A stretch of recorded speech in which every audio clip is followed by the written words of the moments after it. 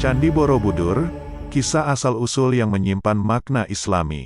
Candi Borobudur adalah salah satu monumen Buddha terbesar di dunia, yang terletak di kota Magelang, Provinsi Jawa Tengah. Candi ini dibangun pada abad ke-8 oleh kerajaan dinasti Shailendra, yang menganut agama Buddha Mahayana. Candi ini memiliki 2.672 panel relief yang menggambarkan ajaran Buddha, serta 504 stupa yang berisi patung Buddha. Namun, sejarah berdirinya Candi Borobudur tidak hanya berkaitan dengan arsitektur dan agama. Ada juga kisah-kisah asal-usul yang menyimpan makna Islami, yaitu kisah tentang pahlawan-pahlawan Islam yang berperan dalam membangun candi ini. Salah satu kisah asal-usul Candi Borobudur adalah kisah tentang Bima dan Bima Suci. Kisah ini berasal dari prasasti Karmawi Bangga, salah satu prasasti tertulis di Jawa Tengah pada abad ke-8. Prasasti ini merupakan saksi mata dari peristiwa-peristiwa penting dalam sejarah Islam di Nusantara.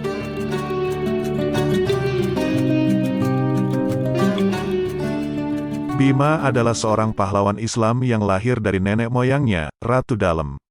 Ratu Dalem adalah gelar yang diberikan kepada beberapa tokoh perempuan dalam sejarah Islam Nusantara, yang memiliki hubungan dengan kerajaan-kerajaan Islam di Nusa Tenggara Barat, NTB. Gelar ini berarti, Ratu yang berkuasa, atau Ratu yang berdaulat. Gelar ini menunjukkan bahwa perempuan-perempuan ini memiliki peran penting dalam memimpin dan membangun kerajaan-kerajaan Islam di NTB. Bima memiliki kemampuan luar biasa dalam berperang dan bertarung melawan musuh-musuh Islam. Salah satu musuhnya adalah Raja Kertanegara, Raja Hindu yang menguasai Jawa Tengah pada masa itu dan raja terakhir yang memerintah Kerajaan Singasari, salah satu kerajaan Hindu-Buddha terbesar di Nusantara. Raja Kertanegara ingin menguasai seluruh wilayah Nusantara dengan cara menaklukkan kerajaan-kerajaan Islam lainnya. Ia pun memerintahkan para prajuritnya untuk menyerang kerajaan-kerajaan Islam tersebut. Salah satu kerajaan Islam yang menjadi sasaran serangan Raja Kertanegara adalah Kerajaan Mataram kuno, yang dipimpin oleh Raja-Raja Shailendra. Kerajaan Mataram kuno merupakan kerajaan Islam pertama di Nusantara, yang menganut agama Buddha Mahayana.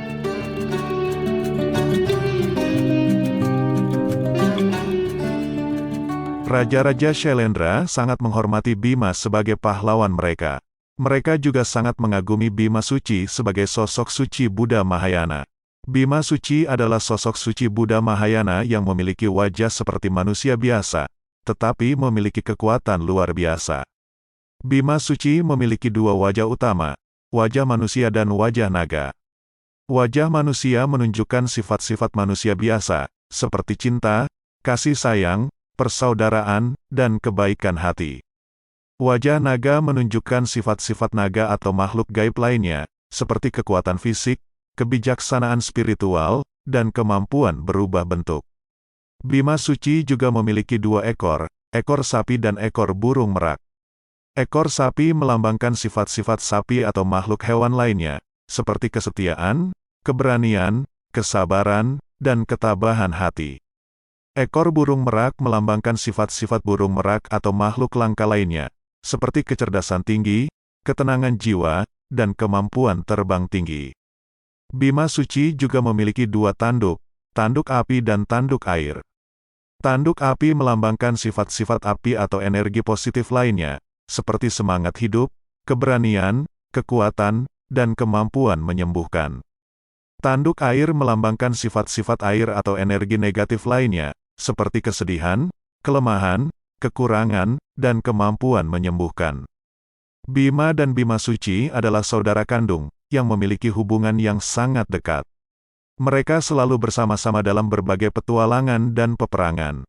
Mereka juga saling melindungi dan membantu satu sama lain.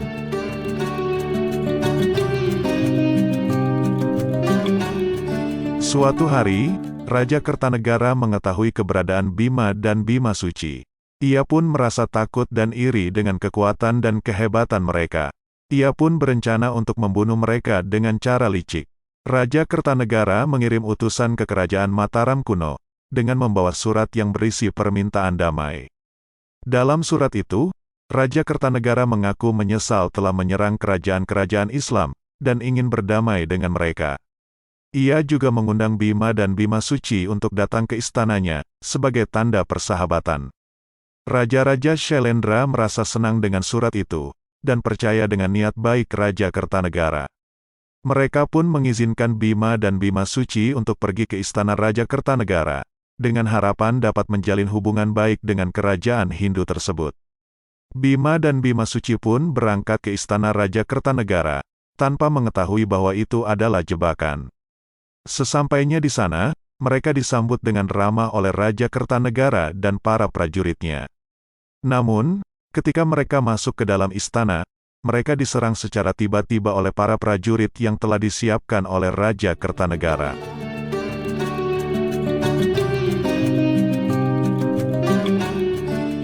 Bima dan Bima Suci pun terkejut dan marah dengan pengkhianatan itu. Mereka pun berusaha melawan para prajurit yang menyerang mereka. Namun, jumlah mereka terlalu banyak, dan mereka pun terdesak. Bima dan Bima Suci pun memutuskan untuk menggunakan kekuatan terakhir mereka, yaitu kekuatan tanduk api dan tanduk air.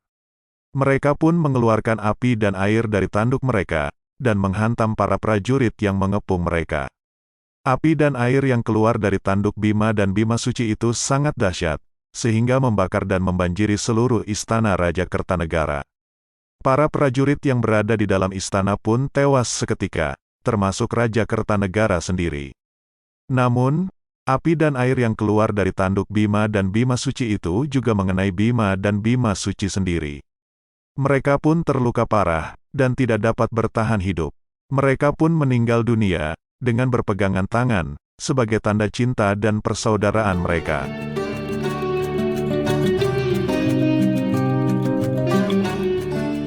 Kematian Bima dan Bima Suci itu sangat menyedihkan hati Raja-Raja Shailendra dan rakyat Mataram kuno. Mereka pun meratapi kepergian pahlawan-pahlawan Islam mereka. Mereka juga merasa bersalah, karena telah membiarkan Bima dan Bima Suci pergi ke istana Raja Kertanegara, tanpa mengetahui bahaya yang mengancam mereka.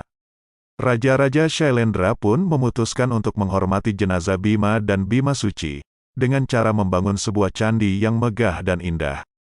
Candi itu dibangun di atas bukit, dengan menghadap ke arah barat, yaitu arah kiblat. Candi itu juga dibangun dengan menggunakan batu-batu yang berasal dari istana Raja Kertanegara yang telah hancur. Candi itu diberi nama Borobudur, yang berarti, Bukit Bima. Nama itu diberikan sebagai penghormatan kepada Bima dan Bima Suci, yang telah gugur sebagai syuhada dalam perjuangan Islam. Candi itu juga memiliki makna Islami, yaitu sebagai simbol dari ajaran Buddha Mahayana, yang sejalan dengan ajaran Islam. Candi Borobudur memiliki 9 tingkat, yang melambangkan 9 tingkat kesempurnaan dalam ajaran Buddha Mahayana. Tingkat pertama hingga ke-6 berbentuk bujur sangkar, yang melambangkan dunia manusia, yang penuh dengan nafsu dan keinginan. Tingkat ke-7 hingga ke-9 berbentuk lingkaran, yang melambangkan dunia nirwana, yang penuh dengan kedamaian dan kebahagiaan. Candi Borobudur juga memiliki 2.672 panel relief, yang menggambarkan ajaran Buddha Mahayana, yang sejalan dengan ajaran Islam. Panel-panel relief itu menggambarkan kisah-kisah tentang kehidupan Buddha, para bodhisattva, para nabi, para rasul, dan para wali. Panel-panel relief itu juga menggambarkan kisah-kisah tentang keajaiban-keajaiban Allah, seperti penciptaan alam semesta, pengutusan para nabi, dan peristiwa-peristiwa akhir zaman. Candi Borobudur juga memiliki 504 stupa, yang berisi patung-patung Buddha. Patung-patung Buddha itu melambangkan para suci Buddha Mahayana, yang telah mencapai kesempurnaan spiritual. Patung-patung Buddha itu juga melambangkan para suci Islam, yang telah mencapai makam tertinggi dalam tasawuf. Demikianlah kisah asal-usul Candi Borobudur, yang menyimpan makna Islami. Candi Borobudur adalah bukti dari kejayaan dan keagungan Islam di Nusantara, yang telah berpadu dengan budaya dan tradisi lokal. Candi Borobudur juga adalah warisan dunia, yang harus kita jaga dan lestarikan, sebagai sumber inspirasi dan motivasi bagi generasi-generasi mendatang. Tentunya kebenaran detail kisah kita kembalikan kepada Allah Tuhan Sang Pemilik kisah kehidupan.